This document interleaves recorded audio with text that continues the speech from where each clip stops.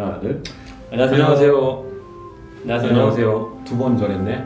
네, 장례식장 온 것 같은 기분인데 이 둘이 만나서 방송을 할 수밖에 없는 일이 발생하고 말았습니다. 지금 연일 주가가 떡락하고 있죠. 떡락함에 따라서 오늘 주가가 이렇게 폭락하고 경제 위기 상황에 과연 부동산은 어떠한 방향으로 흘러갈 건지에 대해서 좀 같이 이야기를 해보는 시간을 갖도록 하겠습니다. 우리는 부동산 채널이다 보니까 부동산에 대한 얘기부터 좀 하는 게 맞을 것 같아요. 일단 기존에 우리가 예정돼 있던 이 분양가 상한제, 이게 8월 7일에 원래는 발표 예정이었는데 그게 미뤄졌죠? 네, 아마 정부에서도 이 부분에 대해서 좀 꽤 많이 부담이 되어 있는 것 같아요. 그렇죠? 그리고 아마 여기에 대해서 추가 세부적인 내용까지 좀 보완해서 나오지 않겠냐, 그렇게 생각하고 있습니다. 분양가 상한제도 있지만 지금 기존에 이 크게 하락했던 지역들 위주로 해서 조정 대상 지역이나 이런 게 좀 바뀔 수 있는 것도 있다면서요? 그렇죠. 네, 그래서 지금 뭐 교재는 물론이고 지금 책도 지금 다시 딱 뜯어 고쳐야 될 것 같아요. 그 정도로? 전국에 지금 43곳이 지금 좀 규제 지역인데 그쵸. 아마 이게 새로 헤쳐 모여야 될 것 같고요. 부산 같은 경우에는 지금 남아있는 곳이 3군데인데 네네. 해수동, 해운대, 동래, 수영구 그쵸. 아마 해제될 것 같다라고 예측을 하고 있고 추가로 이제 대전, 광주 정도가 되지 않을까. 서울보다 다 월등히 높았잖아요. 대전이고 광주고 대구 간에. 작년에 많이 들어갔죠. 그렇죠. 대대광이라고 하는데 많이 올랐고 부산은 지금 말씀하신 세 군데 다 모조리 다 5%대 평균 다 하락을 했기 때문에 당연히 이거는 부산은 진즉 선제적으로 풀어줬어야 되는 부분인데 이게 좀 오래 끌어져 있는 것 같고 원래 사실 부산 같은 경우는 시장에 맡겨 놓으면 수급에 의해서 좀 정리가 될 수 있는 그런 곳이었는데 그렇죠. 조금 아쉽긴 해요. 네. 다시 또 오늘 본론으로 들어가서 여러분들이 많이 걱정하는 부분이 이제 주가가 많이 폭락하니까 부동산도 폭락할 것이다. 뭐 이런 영상들이 많잖아요. 저도 뭐 그런 영상을 좀 기반으로 나오긴 했는데 어떻게 생각하세요? 지금 국제 정세라든지 환율이라든지 금리라든지 뭐 여러 가지가 있는데 사실 저는 이 거시 경제가 어느 정도 영향을 미치지만 여기에 대해서 너무 크게 보면은 저는 안 된다고 봐요. 그래서 이 모든 것들을 다 종합해서 저는 한마디로만 얘기를 한다면 심리다, 심리. 심리죠. 그렇죠. 일반 사람들은 결국에는 내가 결혼하니까 내 집이 필요한 거고, 그쵸. 자식 낳으니까 필요한 거고, 평수 좀 넓혀보고 싶은 거고, 집이 오래돼서 녹물이 나오니까 새 아파트 가보고 싶은 거고, 그런 건데 온통 뉴스에 지금 경제가 안 좋고 나는 잘 모르겠는데 주식 넣었는데 계좌가 내려온다 이거죠. 그러면은 일단 불안하잖아요. 위축까지 갈 거다. 게다가 지금 대출 규제도 묶여있고 그렇기 때문에 훨씬 더 이 부분이 좀 많이 움츠러들 것 같다. 그런 생각이 듭니다. 저도 여기에 대해서는 이견이 없는데 일단은 이런 부분들 기본적인 우리 부동산에 대한 입지나 환경에 대한 부분은 변화가 없지 않습니까? 그렇기 때문에 당장 간에 큰 폭락이나 이런 하락이 나올 것 같지는 않습니다. 중요한 부분은 이 경제 전반적인 경제 성장 동력이 이미 끊긴 상황이죠. 지금 새로운 산업을 발굴해내야 되고 그걸 기반으로 우리나라 경제 성장이 이루어져야 이 우리 화폐 가치도 유지가 되면서 우리 경제 성장률이 유지가 되면서 그러면서 경제가 발전해 나가고 부동산 가격도 꾸준히 우상향이 될 텐데 이 위 상단의 이 경제 성장 기반이 무너지고 이렇게 한일 관계도 악화되면서 전 세계적인 글로벌 위기까지 같이 겹친다면 부동산도 하락을 면치 못할 것이다 그렇게 생각을 하고 있습니다. 하지만 중요한 부분은 그거예요. 일단 과거 사례를 보면 주식과 이 부동산이 평행적인 위치를 가지고 있지는 않거든요. 예를 들어서 주식이 급락했는데 부동산도 같이 급락한 경우는 이제껏 한 번밖에 없습니다. IMF 이때밖에 없거든요. 그 이후에 우리 리먼 브라더스 사태 때도 동시에 같이 하락한 게 아니라 일시적인 기간을 두고 하락을 했습니다.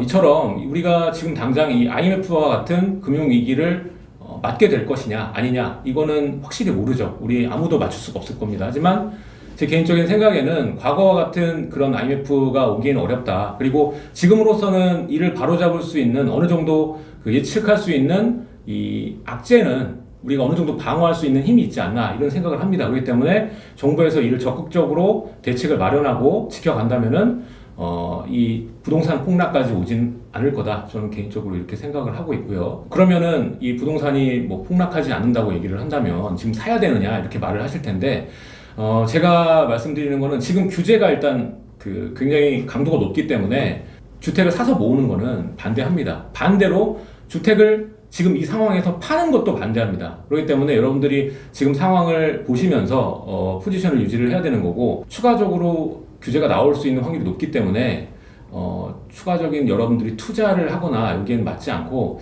올 하반기는 여러분들이 관망을 하면서 무주택자 분들은 좀 하위 시장이나 아니면은 청약 시장 이런 것들을 보시면서 근데 이렇게 가면 이제 놀구님 전화랑 충돌해요. 네. 지금 기회장 아직도 열려 있어요. 기회장은 열려 있고 지금 사야 될 수 있는 부동산들은 많고 우리가 예전에 우리 국가 위기 뭐 리먼 브라더스도 있고 다 있지만 항상 그 타임마다 틈새 시장이 있었단 말이야. 지금 이렇게 내가 공격적으로 뭐 투자라는 건 아니겠지만 기회는 항상 존재하니까 그게 어떤 건지를 각자 나름대로 리스크를 감당할 수 있는 걸 찾아가지고 내가 좀 공격적이다 그러면은 그런 쪽 찾아가지고 들어가는 거고. 왜냐면 금액 자체도 뭐 많이 들어가지 않는 부동산도 많거든. 그러니까 그런 거를 해주고 아니다 나는 사실 좀 안전한 걸 원한다 그렇다고 치면 대출 조금만 받고 그냥 수익률 맞춰서 월세 따박따박 받을 수 있는 뭐 그런 부동산에 좀 욕심을 내볼만 하지. 왜 그런 부동산들도 가격이 꺾이니까 그런 거 살 기회가 되는 거 아니야. 떨어진다는 거는 그게 계속 떨어지진 않는다고.